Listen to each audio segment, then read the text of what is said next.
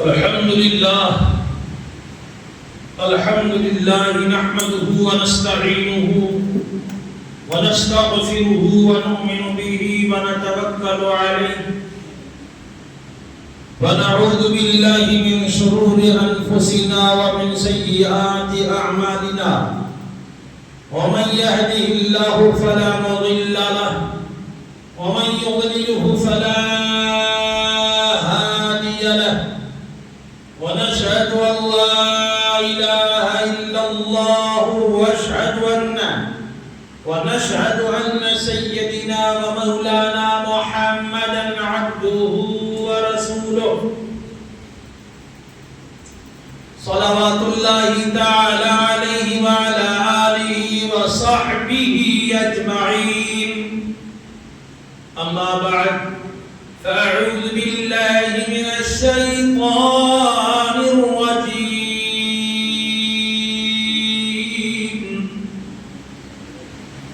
ليس للإنسان إلا ما سعى صدق الله المولانا العظيم وبلغنا رسوله النبي الأمين الكريم ونحن على ذلك لمن الشاهدين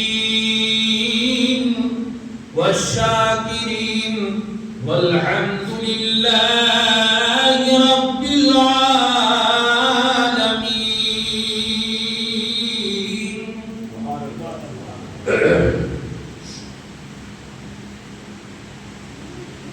بارگاہ رسالت باب میں محبت و عقیدت سے درود پاک کا نذرانہ پیش فرمائیے. پڑھیے اللہم صلی علی سیدنا و مولانا محمد طب القلوب و دوائها و عافیت الابدان و شفائها و نور الابصار و ضیائها و علی آلہ و صحبہ و بارک وسلم. صلاة و سلاما علیک یا رسول اللہ صلاة و سلاما علیک یا حبیب اللہ. اتفاق سے آج جمعہ بھی ہے اور یوم آزادی 15 اگست بھی ہے. جمعہ کا دن بھی عید کا دن ہے اور آزادی کا دن بھی عید کا دن ہے. لہذا تھوڑی بہت ہمارے ان علماء کی یاد اور ان مسلمان سرمایہ داروں کی یاد اور ان مجاہدین کی خون کی قیمت کو یاد کریں گے جن کی قیمتوں سے، جن کی خون کی قیمتوں سے اور جن کی جانوں کے بدلے میں سرزمین ہندوستان کو آزادی نصیب ہوئی. سب سے پہلے ڈاکٹر اقبال کا ایک شعر، سارے جہاں سے اچھا ہندوستان ہمارا، سارے جہاں سے اچھا ہندوستان ہمارا، ہم بلبلیں ہیں اس کی یہ گلستاں ہمارا، اور گودی میں کھیلتی ہیں جس کی ہزاروں ندیاں، وہ پاسباں ہمارا اور وہ کارواں ہمارا. کیا وعدہ اما ہو ہر آشیاں ہمارا، یا رب رہے سلامت یہ گلستاں ہمارا. سینچا ہے اس چمن کو اسلاف نے لہو سے، سینچا ہے اس چمن کو اسلاف نے لہو سے، اس کی رگوں میں شامل خون جواں ہمارا، اس کی رگوں میں شامل خون جواں ہمارا. تاریخ حریت کے اوراق کوئی دیکھے، یعنی اتہاس کے پنوں کو کوئی پلٹ کر دیکھے، تاریخ حریت کے اوراق کوئی دیکھے، ہر سو چمک رہا ہے نام و نشاں ہمارا، ہر سو چمک رہا ہے نام و نشاں ہمارا. یہ انڈیا گیٹ جو دلی میں ہے اس پر ہندوستان کی آزادی میں جان دینے والوں کے نام تھے. 65% مسلمانوں کے نام تھے. کتنے؟ 65%. اللہ اکبر. خاک وطن خاکی ہماری وجود میں ہے، خاک وطن ہمارے خاکی وجود میں ہے. ہندوستان کے ہم ہیں، ہندوستان ہمارا. اسلام کیا ہے؟ دین امن و سلامتی ہے. اسلام کیا ہے؟ دین امن و سلامتی ہے. ہم اس کے پاسباں ہیں اور وہ پاسباں ہمارا، اور ہم اس کے پاسباں ہیں وہ پاسباں ہمارا. ان پر درود جن کی رحمت ہے عام سب پر، ان پر درود جن کی رحمت ہے عام سب پر، ان پر سلام جن سے آرام جاں ہمارا، ان پر درود جن کی رحمت ہے عام سب پر، ان پر درود، ذرا بات کو کیچ لیجیے گا، ان پر درود جن کی رحمت ہے عام سب پر، رحمت للعالمین، ان پر درود جن کی رحمت ہے عام سب پر، ان پر سلام جن سے آرام جاں ہمارا، ان پر سلام جن سے آرام جاں ہمارا، اور ایمان والے ہیں ہم، ایمان والے ہیں ہم، کیا پوچھتے ہو صوفی، ایمان والے ہیں ہم، کیا پوچھتے ہو سیفی، یہ بھی جہاں ہمارا اور وہ بھی جہاں ہمارا، یہ بھی جہاں ہمارا وہ بھی جہاں ہمارا، سارے جہاں سے اچھا ہندوستاں ہمارا، اور ہم بلبلیں ہیں اس کی اور وہ گلستاں ہمارا۔ ایک مرتبہ پھر سے درود پاک اللہم صلی علی سیدنا و مولانا محمد وعلی آلہ واصحابہ وبارک وسلم۔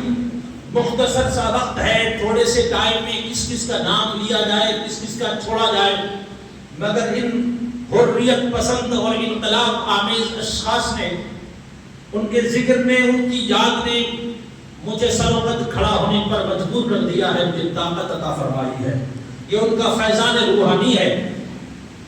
سر فہرست حضرت علامہ فضل حق خیر آبادی، دہلی کے سرزمین پر جب انگریزوں نے 1857 میں قبضہ کیا 19 ستمبر کو، تو حضرت سیدنا مولانا فضل حق خیر آبادی رحمۃ اللہ تعالی علیہ کا بڑا کتب خانہ تھا، ہزاروں علماء آپ کے شاگرد تھے۔ آپ نے جو ہے 2 مہینے تقریباً 5 دن تک اپنے گھر میں اپنے بچوں کے ساتھ نظر بند رہے، اس کے بعد اپنے گھر کو خیر آباد یو پی سیتاپور ضلع میں ادھر جانے کو تیار روانہ ہوئے۔ سفر تو تھوڑا سا تھا لیکن ماحول بڑا خراب تھا، جگہ جگہ جو ہے مخبر لوگ خوشبو سونگتے پھرتے تھے، لہذا آپ نے بچتے کبھی علی گڑھ کبھی رامپور کبھی کہاں سے ہو کر بڑی مشکل سے آپ 2 مہینے کے بعد اپنے گھر پہنچے۔ یوں آپ نے اس کے بعد آپ نے فتویٰ دیا دہلی کی جامع مسجد میں کہ انگریز غاصب ہے، اس نے سرزمین ہندوستان پر غاصبانہ قبضہ کیا ہے، ڈکیتانہ قبضہ کیا ہے، لہذا اس ڈکیت سے اپنے دیش کو بچانا مسلمانوں پر واجب ہے، جہاد فرض ہو چکا۔ اور یہ دلی کی سرزمین سے آپ کا فتویٰ، سب سے پہلے فتویٰ دینے والے یہ دہلی کی جامع مسجد سے پہلے بنی ہوئی تھی، فتویٰ پورے بھارت میں پھیلا، سارے ملک میں پھیل گیا، اور مولانا کے خلاف ایک بندے نے مخبری کر دی۔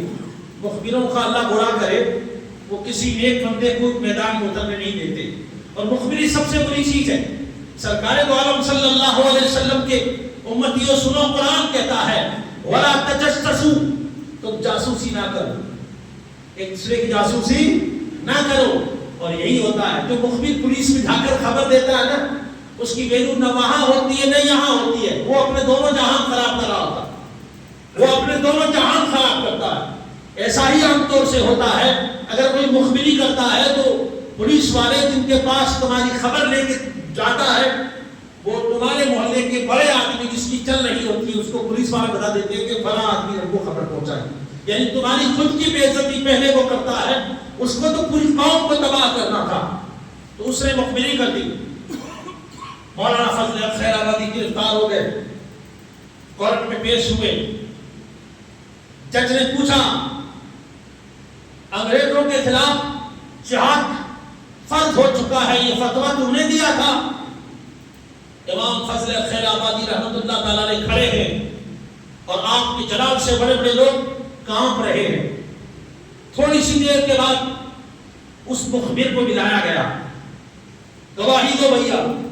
اس نے کھڑے ہو کر کے آپ کے سامنے دیکھا، نہ جانے اس کے دل میں کیا آیا، نہ جانے کیا اس کو شرم و حیا غالب آئی، اس نے انکار کر دیا۔ جس نے ہندوستان میں انگریزوں کے خلاف جہاد کا فرض ہونے کا فتویٰ دیا تھا، یہ وہ فضل حق خیر آبادی نہیں ہے، وہ کوئی اور ہے۔ لیکن قربان جائیں سچے مرد کی سچائی پر، امام فضل خیر آبادی پر قربان جائیے۔ آپ نے فرمایا نہیں، یہ جو مخبر ہے اس نے میرے رعب میں آ کر، میرے خوف میں آ کر، میرے ڈر میں آ کر یا میرے شرم میں آ کر اس نے انکار کیا ہے۔ حقیقت یہ ہے کہ وہ فیض حق خیر آبادی میں ہی ہوں جس نے ہندوستان میں انگریزوں کے خلاف فتویٰ فرض، جہاد فرض ہونے کا فتویٰ دیا تھا۔ اب بھی اپنے فتوے پر قائم ہوں۔ جان جانے کا خطرہ ہے، وجود ختم کیے جانے کا خطرہ ہے، گھر لوٹے جانے کا خطرہ تھا۔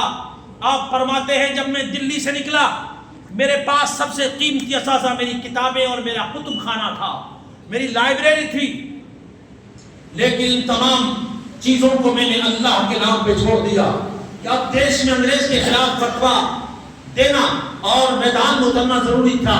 آخر میں آپ کو گرفتار کر لیا گیا اور گرفتار کرنے کے بعد آپ کو انڈمان جزیرے انڈمان اتار دیا گیا جو آج تک برما میں پڑتا ہے، وہاں آپ کو چھوڑ دیا گیا کالے پانی کے بیچ میں۔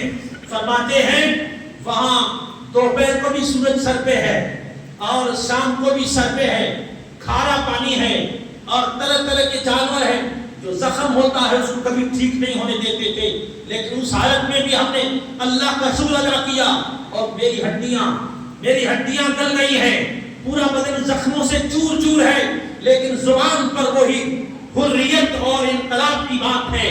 فرماتے ہیں کہ انگریز غاصب ہے، غاصب رہے گا، اس کے خلاف جہاد کرنا فرض ہے۔ حسن کی شبنمی کرنوں کی قسم آج غنی، خون چراغوں نے جلایا ہے تو بہار آئی ہے۔ لوگ سمجھتے ہیں کہ ہندوستان کی آزادی میں ہم ہی نے کیا تھا، لیکن ایسی بات نہیں ہے۔ تاریخ کے اوراق میں لکھا ہوا ہے مرشد آباد بنگال سے لے کر پشاور تک جس درخت پر دیکھتے تھے ٹرنک روڈ کے کنارے پر ہر درخت پر ایک عالم دین کی لاش لٹک رہی تھی جنہوں نے آزادی ہند میں حصہ لیا تھا، انگریز کی مخالفت میں کھڑے ہو گئے تھے۔ لہذا ان بزرگان دین کو کبھی کسی حالت میں بھولا نہیں جا سکتا۔ مولانا احمد اللہ مدراس کے عظیم عالم دین، بڑے پیر طریقت، ہزاروں مرید، آپ کو جب معلوم ہوا کہ اس طرح ہو چکا ہے، سقوط دلی ہو چکا ہے، انگریز غاصبانہ قبضہ کر چکے ہیں، تو آپ نے بھی فتویٰ دیا اور آپ بھی اپنے تمام ہزاروں مریدوں کو جمع کرتے ہیں اور جہاد کی ٹریننگ دیتے ہیں، میدان میں اتارتے ہیں، یہاں تک کر کے آپ نے جو ہے لکھنؤ پہ حملہ کیا، آدھے لکھنؤ پہ قبضہ کر دیا آپ نے۔ آدھے لکھنؤ پہ قبضہ کرنے کے بعد ایک مخبر نے پھر خبر لگائی، آپ گرفتار کر کے شہید کر دیے گئے۔ انا للہ و انا الیہ راجعون۔ اسی طرح مولانا لیاقت اللہ آبادی رحمۃ اللہ تعالی علیہ ہندوستان کی آزادی کی خاطر اپنی جان اور خون کا نذرانہ پیش کیا اور آپ کو شہید کر دیا گیا۔ آپ کا مزار بھی کالا پانی انڈمان میں ہے۔ اسی طرح مولانا مفتی عنایت احمد کاکوروی اہل سنت والجماعت کے عظیم عالم دین تھے، اور آپ نے بھی جب ہندوستان کی آزادی کے لیے انگریزوں سے ٹکر لی تو انگریزوں نے آپ کو بھی گرفتار کر لیا اور آپ کو گرفتار کرنے کے بعد آپ کو بھی شہید کر دیا۔ آپ کو مزار مبارک مراد آباد کے اندر ہے۔ ایک ہے حضرت مفتی کفایت علی کافی رحمۃ اللہ تعالی علیہ، انہوں نے بھی ہندوستان کی آزادی کے لیے بڑی جد و جہد فرمائی۔ آپ کو گرفتار کر لیا گیا اور آپ کو گرفتار کرنے کے بعد صاحب تصنیف بزرگ ہیں، آپ سوچئے امام محمد رضا خان اعلی حضرت فاضل بریلوی رحمت اللہ تعالی علیہ جہاں مفتی سید کفایت علی کافی کا ذکر کرتے ہیں تو لکھتے ہیں کہ وہ ہمارے بادشاہ ہیں، ہم ان کے وزیر ہیں۔ اس ہستی کے بارے میں اللہ اکبر، آپ کو گرفتار کیا انگریزوں نے اور طرح طرح کی تکلیفوں سے گزارا۔ ایک وقت ایسا بھی آیا کہ گرم گرم استری کوئلے سے کی جاتی اور آپ کے بدن کو ننگا کیا جاتا اور بدن پر وہ گرم گرم استری پھیلی جاتی، لیکن خدا کے بندے پر کہتے ہیں کہ خدا کی قسم میں نے کبھی شکوہ نہ کیا، کبھی شکایت نہ کی، کبھی آہ نہ کی۔ انگریز ہمیشہ یہ ظلم و ستم مجھ پر کرتے رہے، وقت گزرتا چلا گیا۔ کبھی کبھی وہ کیا کرتے کہ میرے زخموں پر نمک اور مرچی چھڑکا کرتے تھے، لیکن پھر بھی میں شکایت نہیں کرتا اور کبھی بھی اپنی موقف سے ہٹتا نہیں تھا۔ آخر میں آپ کے خلاف مراد آباد میں انگریزی جج کو بٹھایا گیا اور 2 دن میں فیصلہ کر کے پھانسی کے پھندے پہ چڑھانے کی مکمل، یعنی 2 دن میں. یہ انگریزی گورنمنٹ کی جتنے بھی یہ کورٹیں تھی نا، لمبا ٹائم لیا کرتی تھی، لیکن کسی بندے خدا کو شہید کرنا ہوتا ہے تو وہ 2 دن میں ہی اپنا پورا فیصلہ سنا دیتی ہے. فیصلہ سنایا، آپ کو فلاں دن پھانسی پہ چڑھا دیا جائے گا، صرف 3 دن باقی ہے. فرمایا آپ کی آخری کوئی تمنا ہو، آپ کی کوئی دل کا ارادہ ہو؟ فرمایا ہاں میرا بھی کوئی ارادہ ہے. بولو کیا ہے؟ فرمایا کاغذ اور قلم لا کے دیجیے، میں اپنے پیارے نبی صلی اللہ علیہ وسلم کی نعت لکھنا چاہتا ہوں. بدن پہ جگہ جگہ پر زخم ہے اور بدن جل رہا ہے، پیسے اٹھ رہی ہیں، اس میں مرچیں چھڑکی جاتی ہیں، نمک اس پر پیس کے چھڑکا جاتا ہے اور پانی سے بار بار اس میں زخم تک اندر تک پہنچے، نمک اس لیے اس پر پانی چھڑکا جاتا ہے. لیکن واللہ العظیم کیا عشق رسول ہے ان کے سینے میں، ان کے دل میں، کہ ہر وقت میں یاد ہے تو فقط اس ہستی کی یاد ہے. میں گدا ہوں اپنے کریم کا، میرا دین پالے نہ نہیں. اس بندے خدا نے آخری وقت میں قلم جب دیا گیا تو نہ اپنی شکایت لکھی کاغذ پر، نہ اپنا کوئی وصیت نامہ لکھا. ایک ہی وصیت لکھی، کوئی گل باقی رہے گا، نئے چمن رہ جائے گا، پر رسول اللہ کا دین حسن رہ جائے گا. اطلس و خواب کی پوشاک پہ نازا نہ ہو. اے مسلمانوں، تم سے کہہ رہے تھے اچھے کپڑوں پر، اچھے مکانوں پر، اچھی زیب و زینت پر، اچھی کالونی پر ناز مت کیجئے، اس لیے کہ چند دن کے میدان پھر تم کو قبرستان میں اتارا جائے گا. قبرستان میں کچھ رعایت بھی نہیں ہوتا، ہر کسی کے لیے اتنا ہی گھر ہوتا ہے، اتنا ہی جگہ ہوتا ہے، وہی اندھیرا ہوتا ہے، وہی کیڑے ہوتے ہیں اور وہی مٹی ہوتی ہے، اس کے سوا کوئی آسرا نہیں ہوتا. تو فرماتے ہیں اطلس و کم خواب کے پوشاک پہ نادا نہ ہو، اس تنے میدان پر خاکی کفن رہ جائے گا. اور پھر کہتے ہیں، ایک بات یاد لاتے ہیں، ایک وصیت کرتے ہیں عام مسلمانوں کو. فرماتے ہیں جو پڑھے گا صاحب لولاک کے اوپر درود، جو پڑھے گا صاحب لولاک کے اوپر درود، آگ سے محفوظ اس کا تن بدن رہ جائے گا، آگ سے محفوظ اس کا تن بدن رہ جائے گا. سب فنا ہو جائیں گے کافی ولیکن حشر تک. وہ اپنا ذکر نہ کرتے تھے، رسول کا ذکر کرتے تھے، تو آج ہم ان کو یاد کر رہے ہیں کہ نہیں یاد کر رہے؟ 100 سال بیت گئے، لوگ کئی قبر میں پیوند زمین ہو گئے، لوگ نام بھی نہیں جانتے. ہم اپنے پرداداؤں کو داداؤں کو نہیں جانتے، لیکن ایک نے نعت مصطفیٰ کے چند شعر لکھ دیے تھے. آج بھی حضور کے نام کے ساتھ ان کا نام زندہ ہے کہ نہیں ہے؟ یہ اقبال کا شعر ہے کہ کی محمد سے وفا تو نے تو ہم تیرے ہیں، یہ جہاں چیز ہے کیا لوح و قلم تیرے ہیں. تو وہ لکھتے ہیں سب فنا ہو جائے گا کافی ولیکن حشر تک، نعت حضرت کا زبانوں پر سخن رہ جائے گا.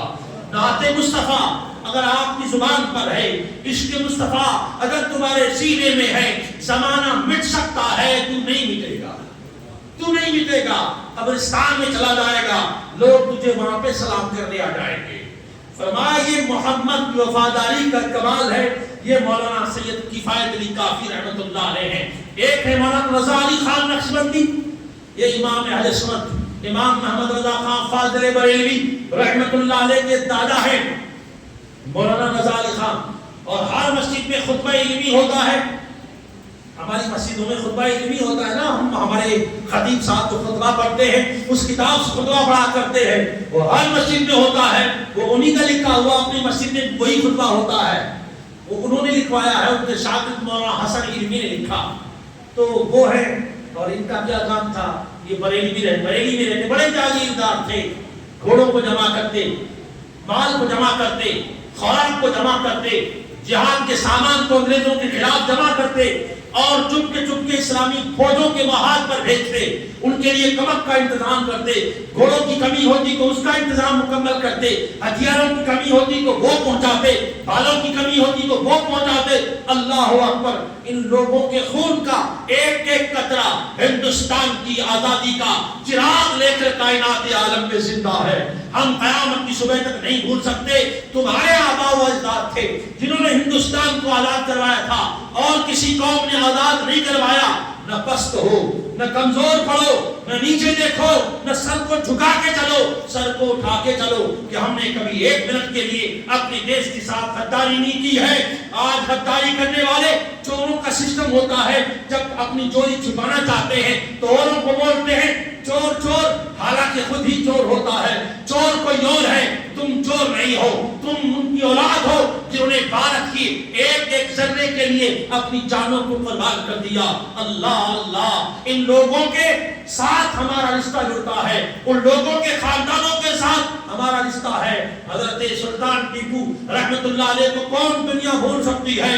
اور مراد آباد، بریلی، روہیل کھنڈ اور نہ جانے کس ملک کے کس کس علاقے سے بزرگان دین نے اپنی جانوں کی قربانی دی اور اپنے مال کی قربانی دی، اپنے خاندانوں کی قربانی دی، اپنے بچوں کی قربانی دے دی. اللہ اکبر. اس دیش کو سینچنے کے لیے ہزار لوگوں نے اپنے خون کا صدقہ اور خیرات کر دیا لیکن شکایت نہیں کی. لہذا جشن آزادی میں سب سے زیادہ خوشی ہونے کا، اگر خوش ہونے کا کسی کو حق ہے، ہم کو ہے. حق ہے، ہم کو ہے، کیونکہ انگریز نے ہماری سلطنت لوٹی تھی. واجپئی کی نہیں لوٹی تھی، اڈوانی کی نہیں لوٹی تھی، مودی کی نہیں لوٹی تھی. جس کی حکومت انگریزوں نے ہتھیائی تھی وہ بہادر شاہ ظفر تھے، یا ان کے آباء و اجداد مغلیہ حکومت تھی اور مغلیہ حکومت چھینی گئی تھی. لہذا مسلمانوں کو درد تھا اور انگریزوں کو یہ معلوم تھا کہ یہ اگر حکومت ہمارے ہاتھ سے چلی بھی جائے گی، مسلمانوں کے لیے تباہی کا سامان پیدا کرو کہ یہ لوگ اگر کھڑے ہو گئے تو ہم سے واپس ملک چھین لیں گے اور آزادی حاصل کر کے رہیں گے. لہذا انہوں نے ہندوستان کی سرزمین پر چالیں چلی. اس میں نہ جانے کتنے 20 سازش کے بوئے گئے. ایک تو یہ مصیبت پیدا کر دی گئی، انہوں نے کہ مسلمانوں کے بچوں کی پڑھائی کا انتظام جو کرنا تھا، اس انتظام میں انہوں نے کیا کیا؟ اسکول کو ادھر بنایا، مدرسے کو ادھر بنایا. جہاں مدرسہ ہے وہاں اسکول نہیں، جہاں اسکول ہے وہاں مدرسہ نہیں. دونوں تعلیم الگ الگ ہو گئی. اب جس کو بڑا آتا ہے اس کو الف با تا تھا نہیں آتا، جس کو الف با تا تھا آتا ہے اس کو اے بی سی ڈی نہیں آتی ہے. جو دین کو جانتا ہے وہ دنیا کا ایک فارم بھی نہیں بھر سکتا. جو دنیا کا فارم بھر سکتا ہے وہ 60 سال کا بڈھا ہو جائے مگر پھر بھی نماز نہیں پڑھتا. آج بھی اس انگریزی سازش کا مسلمانوں میں آپ کو اثر نظر آئے گا. ہمارا ہندوستان کی خاص کر کے راجستھان اور گجرات کا مسلمان گجراتی ہوگا تو گجراتی میں قرآن پڑھے گا اور ہمارا راجستھانی ہوگا تو ہندی میں قرآن پڑھے گا، جبکہ وہ عربی میں اترا ہے. یہ سازش ہے انگریزوں کی. سرزمین تھک اور سندھ میں ایک بزرگ گزرے ہیں اور وہ اس وقت ہندوستان پاکستان تھا ہی نہیں، ایک ہی دیش تھا. آزادی میں جس نے حصہ لیا ان کو کہا جاتا ہے سورہ بادشاہ سید صبغت اللہ شاہ. پیر پگارا کے نام سے مشہور ہے اور بہت سارے لوگ جانتے بھی ان کو. ہمارے علاقے میں لوگ بڑے ان کے مرید ہوتے ہیں. 9 لاکھ فوجی جمع کی اپنی مرید. کتنے؟ ان کو حر جماعت کہا جاتا. ابھی بھی آپ جیسلمیر باغ میں جائیے تو آپ کو حر لوگ ملیں گے. پیر صاحب نے جہاد کی ٹریننگ کروائی، انگریز کے خلاف 9 لاکھ کی فوج تیار کی. اتفاق سے حج کرنے چلے گئے. حج کرنے گئے مسلمان بولا ہوتا نا، وہ وہاں کے بادشاہ کو جا کے سعودی عرب کا بادشاہ تھا یا اس کا کوئی نیچے والا بندہ تھا، اس سے ملاقات کی ہوگی تو یہ خوشخبری سنا دی کہ ہم نے 9 لاکھ جمع کیے ہیں اور ہم انگریزی حکومت کے خلاف جہاد کریں گے. آپ دعا کیجئے، امام صاحب سے دعا کروائیے اللہ ہم کو جو ہے توفیق عطا فرما دے اور ہم کو جو ہے انقلاب عطا فرما دے. سب ہو جائے گا. درود پڑھی اللہم صلی علی سیدنا و مولانا محمد وعلی آلہ واصحابہ وازواجہ وبارک وسلم. صلاۃ و سلام علیک یا رسول اللہ. جس کو خبر پیر صاحب سید صبغت اللہ شاہ رحمۃ اللہ علیہ نے پہنچائی وہ بھی انگریزوں کا پٹھو تھا. وہ دوسرے دن روانہ ہوا وہاں سے اور انگریز کے خیمے میں جا کر اس نے خبر دے دی کہ سید صاحب اس طرح ہندوستان میں پیر پگارا ہے، یہ مشہور گدی ہے، یہ ہے وہ ہے، آل رسول ہے، امام حسن جو میں سے تھے. لہذا ان کا پورا جب خبر وہاں پہنچی، سید صاحب حج کر کے پیر پگارا ہندوستان کی سرزمین پر کراچی جب اترے، جب ہندوستان پاکستان تھا ہی نہیں، ایک ہی دیش تھا. جب وہ اترے تو یہیں پر انگریزوں نے آپ کو گرفتار کیا اور آپ کو اٹھا کر لے گئے اور آپ نے جیل میں رہ کر کے اس کے بعد بڑا دینی کام کیا. آج بھی وہ خانقاہ موجود ہے. تو یہ بزرگان دین نے دیش کی ترقی کے لیے اور دیش کی آزادی کے لیے جو خون بہایا ہے اور اپنی جو قربانیاں دی ہے، اللہ کی قسم کائنات عالم میں اور کوئی قوم دے نہیں سکتی ہے. خاک وطن کا ہر ذرہ مجھ کو دیتا ہے، ڈاکٹر اقبال کہتے ہیں. اس لیے اس دیش کی آزادی میں جو تمہارے باپ داداؤں نے حصہ لیا ہے، اب تمہارا فرض بنتا ہے اس دیش کی ترقی کے اندر اور اپنی قوم کی ترقی کے اندر تمہیں ہاتھ بڑھانا ہے، تمہیں ہاتھ بٹانا ہے. میں دیکھتا ہوں، کھلی بات ہے، میں دیکھتا ہوں ہماری کالونی میں کوئی دکان نہیں ہے. دکان ہے تو بھی ہم کو جو ہے بازار میں خریدنے کی عادت ہے. اپنے بھائیوں کے ہاتھ مضبوط کیجئے، اپنے محلے میں دکانیں قائم کیجئے، اور جو سامان بیچتے ہیں، جو بیپار کرتے ہیں، وہ باقاعدہ بیپار سیکھیں. ایسا نہیں بیپار کرنا بھی نہیں آتا ہے، خام کا لوگ گراہکوں کو بھڑکاتے، یہ بھی نہیں. بیپار کرنا بھی سچا بیپاری، حضور فرماتے سچا بیپاری قیامت کے دن نبیوں کی صف میں اللہ کھڑا کرے گا. پیغمبروں کی لائن میں کھڑے ہو گئے، آپ دیکھنا قیامت میں. حضور فرماتے ہیں اللہ اکبر. لہذا بیپاری بھی بنیے، بیپار کرنا سیکھیے اور اپنے محلے میں بیپار کیجیے تاکہ ہماری بہن بیٹیوں کو سامان خریدنے کے لیے بازار کے دھکے نہیں کھانے پڑے، ہمارے جوانوں کو باہر جانے کی ضرورت نہ پڑے. اپنی اسکولیں قائم کیجئے، اپنی قیام گاہیں قائم کیجئے، اپنی اکیڈمی قائم کیجئے. یاد رکھیے نیتا گری سے کچھ نہیں ہونے والا. اپنے نیتا گری کرنے والوں کو نیک بننا چاہیے، اچھی نیتا گری کرنی چاہیے. یہ نیتا گری نہیں ہوئی کہ اپنا پیٹ بھرے، نیتا گری تو یہ ہے کہ کسی اور کا پیٹ بھرے، کسی اور کی بھلائی کی جائے. اس کا نام سیاست ہے اور یہ سیاست عبادت ہے، یہ سیاست عبادت ہے. لہذا یوم آزادی آپ تمام حضرات کو مبارک ہو، جمعہ کا دن بھی مبارک ہو. اور کچھ ہی دنوں کے بعد کائنات عالم کی آزادی کے لیے محمد مصطفیٰ صلی اللہ علیہ وسلم کی ولادت و سعادت کا دن بھی آئے گا. انشاءاللہ ہم اس کو بھی دھوم دھام سے منائیں گے. وآخر دعوانا ان الحمدللہ رب العالمین. کھڑے ہو کر کے میرے صفوں کو درست کریں.